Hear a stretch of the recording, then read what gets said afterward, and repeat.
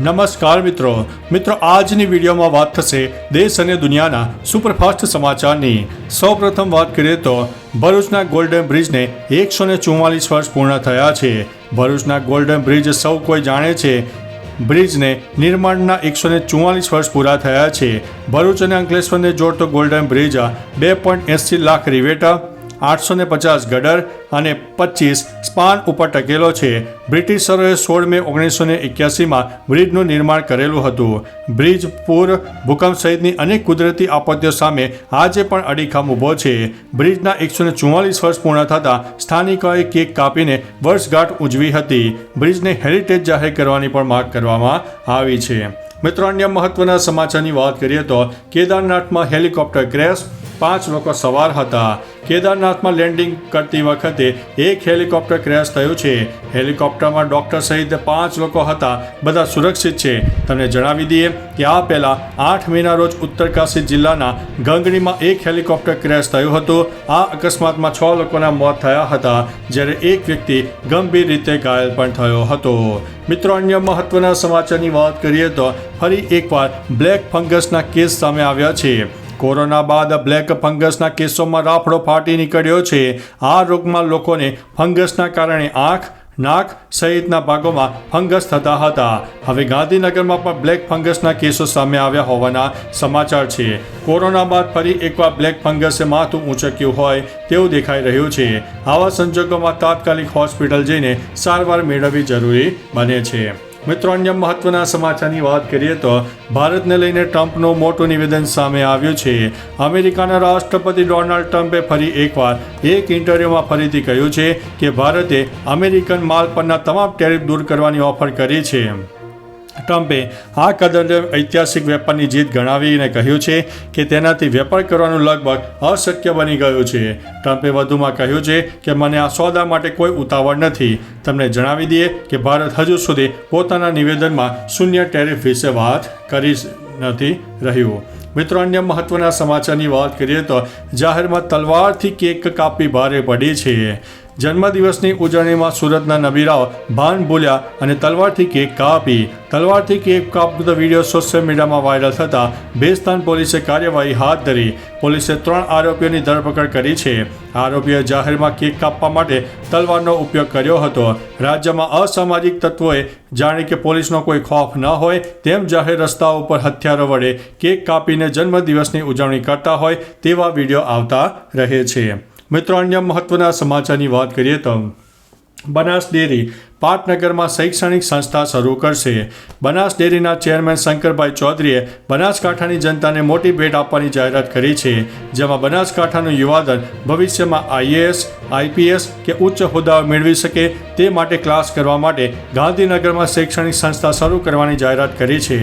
ભવિષ્યમાં મોટી પોસ્ટ લેવા માંગતા વિદ્યાર્થીઓ આ સંસ્થામાં અભ્યાસ કરી શકશે અને તેમના માટે અભ્યાસની તમામ વ્યવસ્થા સંસ્થા કરશે। મિત્રો, અન્ય મહત્વના સમાચારની વાત કરીએ તો ટ્રમ્પ ફિલિસ્તીનીઓને લિબિયા મોકલશે। ટ્રમ્પ ગાઝામાં રહેતા 10 લાખ ફિલિસ્તીનીઓને કાયમ માટે લિબિયા મોકલવાની યોજના બનાવી રહ્યા છે। સૂત્રોના જણાવ્યા મુજબ આ મુદ્દે લિબિયા સરકાર સાથે વાતચીત ચાલી રહી છે। જો લિબિયા સંમત થાય તો અમેરિકાએ અબજો ડોલર રોકડ આપવાની ઓફર કરી છે। નિષ્ણાતો માને છે કે ઇઝરાયેલી હુમલામાં બધું ગુમાવનારા ગાઝાના લોકો આ વાત સાથે સંમત થઈ શકે છે। તે જ સમયે એક વર્ગ કહે છે કે આમાં કોઈ કાવતરું છે। મિત્રો, અન્ય મહત્વના સમાચારની વાત કરીએ તો આગાહી સામે આવી છે। શું ગુજરાતમાં આવશે વાવાઝોડું? હવામાન વિભાગે આગામી 7 દિવસને લઈને ગુજરાતના માથે વરસાદ અને વાવાઝોડાની આશંકા જતાવી છે। હવામાન વિભાગની માહિતી અનુસાર અરબીમાં એક સાયક્લોનિક સિસ્ટમ સર્જાઈ શકે છે, જેની અસર ગુજરાત ઉપર થઈ શકે છે। જો વાવાઝોડું ગુજરાત તરફ ફંટાશે તો ભારે પવન સાથે વરસાદનું અનુમાન છે, પરંતુ જો અન્ય જગ્યાએ ફંટાઈ જાય તો પણ 22 મેની આસપાસ દક્ષિણ ગુજરાત અને સૌરાષ્ટ્રમાં વરસાદી ઝાપટા વરસી શકે છે। મિત્રો, અન્ય મહત્વના સમાચારની વાત કરીએ તો ટંકારાના ડેમી 2 ડેમમાંથી પાણી છોડાયું છે. ટંકારા તાલુકાના નસીદપર ગામ પાસે આવેલા ડેમી 2 ડેમમાંથી સવારે 8:30 વાગ્યાની આસપાસ પાણી છોડવાનું શરૂ કરવામાં આવ્યું. સિંચાઈ વિભાગે ડેમનો એક દરવાજો 1 ફૂટ સુધી ખોલ્યો. ડેમમાંથી કુલ 37 MCFT પાણી છોડવામાં આવ્યું. નદીમાં 3570 ક્યુસેક પાણી છોડવામાં આવશે.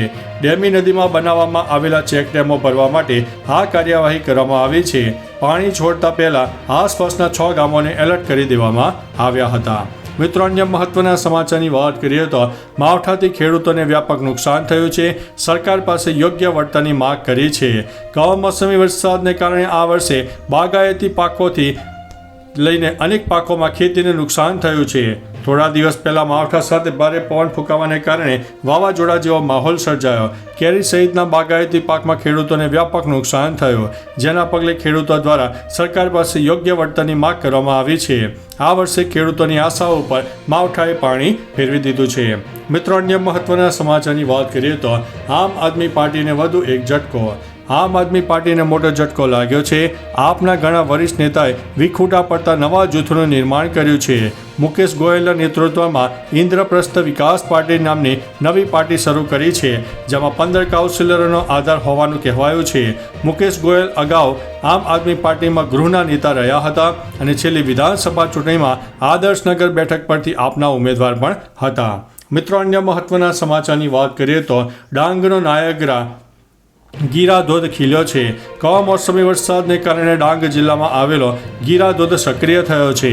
સહ્યાદ્રી પર્વતમાળામાંથી નીકળતી અંબિકા નદી અરબ સાગરમાં સમાય છે.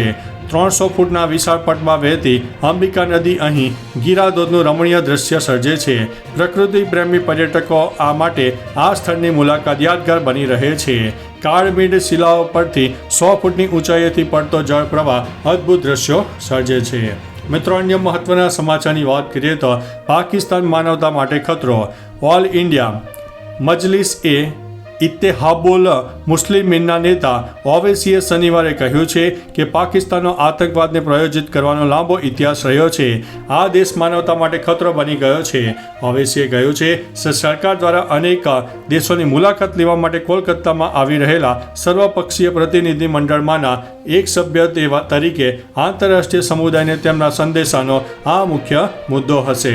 મિત્રો, અન્ય મહત્વના સમાચારની વાત કરીએ તો સગીરા પર દુષ્કર્મ કરનાર આરોપીને સજા ફટકારવામાં આવી છે. પાટણ સ્પેશિયલ પોક્સો કોર્ટે સગીરા પર દુષ્કર્મ કરનાર આરોપીને 10 વર્ષની કેદની સજા અને 57,000 રૂપિયાનો દંડ ફટકાર્યો છે. આ ઉપરાંત જજે પીડિતાને 1 લાખ રૂપિયાનું વળતર આપવા માટે પાટણ જિલ્લા કાનૂની સેવા મંડળને ભલામણ કરી છે. 23 એપ્રિલ 2021 પહેલા એક લગ્ન સમારંભમાં પીડિતા અને આરોપીનો પરિચય થયો હતો. બંને બાઇક ઉપર ભાગી ગયા હતા. કોર્ટે 11 મૌખિક અને 29 દસ્તાવેજી પુરાવાઓની તપાસ કર્યા બાદ 25 પાનાનો ચુકાદો આપ્યો હતો. તો ચાલો મિત્રો, ફરીથી દેશ અને દુનિયાના સુપરફાસ્ટ સમાચાર લઈને મળતા રહીશું. ત્યાં સુધી અમને રજા આપશો. નમસ્તે.